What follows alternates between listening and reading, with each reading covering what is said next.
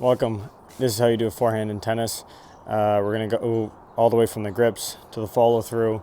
It'll be worth it. Let me know what you think in the comments below. This is just fundamentals and concept that's worked for me and that I've seen and I've learned from the pros. So that's kind of where I'm coming from with this today.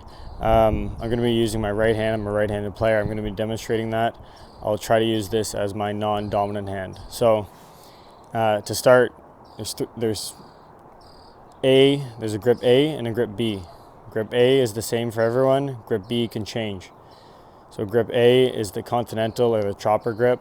This is used for hitting slices on the forehand side or side spin. So that's a great grip for that. It's good for blocking the ball.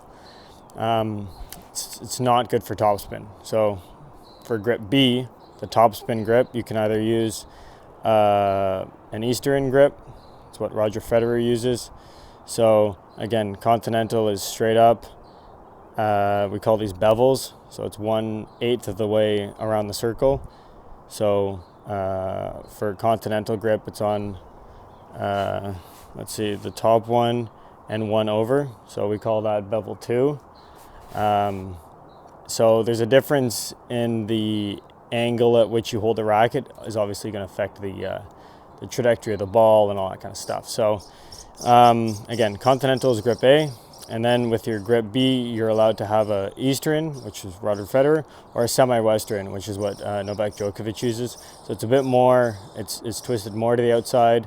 Your hand, again, is more under the racket than on top. So with a continental grip, your hand is behind the grip a lot. Eastern, it gets a little more under, and then semi-Western is a little bit more. So that's the main difference is in the hands. Once you have that, again, this non-dominant hand, super important. Racket out in front.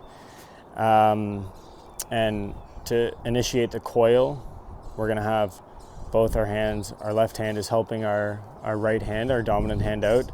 So by doing this, it's keeping our body together. So my shoulders and my hips are moving together, synchronized, which is really awesome. It's helping me coil, okay, and it's helping me keep this energy. So when I release, I can do so with maximum power and control. So that's what that non-dominant hand is. We're super relaxed with our right hand right now. Again, I'm starting with this forehand topspin grip. So whatever one you decide, try both out, see what works. I use a semi-Western. I'm going to bring that back, and you see my racket is kind of facing to the outside. So that's a good kind of checkpoint to have, that you're out here. So then you're able to then generate a lot of topspin in the forward swing. So we got the right grip, the coil, and at this point, it's relaxing and swinging forward. So it's coming to this point, and then it's saying goodbye.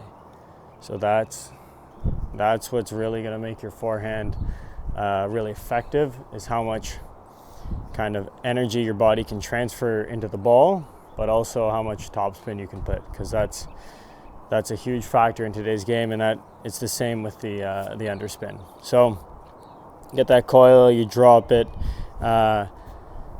If you're talking about, I like to use the word, the cue, like sink into the ground. So to really use your leg, instead of just bending your knees, because bending your knees doesn't really mean anything. If you kind of sink into the ground, then you can kind of grip it with your toes, and then that's how you initiate the kinetic chain. So again, it's the feet, causing the hips to move, causing the trunk. So between here is most of your mass in your body, so it's really good to involve these into the kinetic chain.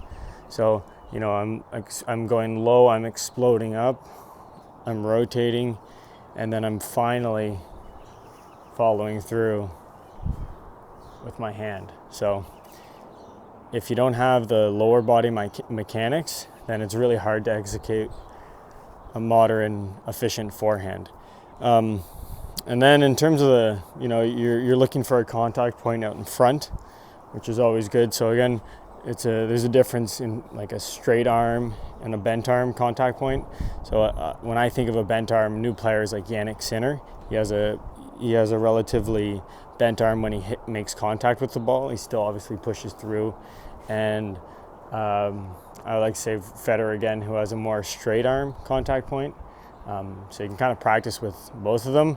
As long as you have a solid hitting zone that you're hitting through, I think you're allowed, you're for sure allowed to do whatever works for you. But it's good to have the fundamentals understood, or else you might be doing something wrong fundamentally. So yeah, we have the coil take back, the drop, and again, this is all initiating through the hips. I'm relaxing and I'm trying to get a contact point at least out in front of me. And then what's really important is that wish, okay? So that means I have a solid amount of racket head speed.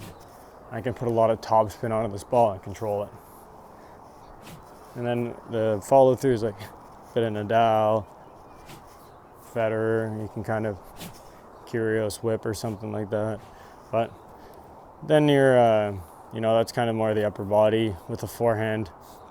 In terms of the footwork, you're either pretty much stepping forward or you're letting the ball come to you in an open stance. So if you're imagining the ball is going to come to my right side, I'm going to split step.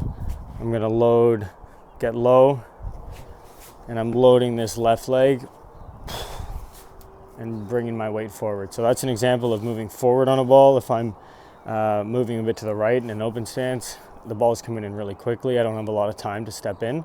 I'm just going to take that as an open stance, sink more in, access a bit more of the rotational power from that side. And then the third one is an inside out. So you do a split step and you're moving to your left side in order to take away the backhand, in order to take away your backhand. So you can cover a lot of the court with your forehand, and you should, because it's just fundamentally stronger than your backhand. It's more consistent. You generate more rotations per minute on the ball, so you can generate more toss spin. It's just overall stronger, so that's why I'd recommend to really build up a really good forehand, because that's going to be something you're going to be winning a lot of points on, hopefully. But yeah, that's kind of the fundamentals of the forehand today. We'll see if I get into something with the backhand soon. But hope everyone enjoyed it, and this is stuff you can do at your home right now. So try working on your technique, understanding it a little more, and here you go.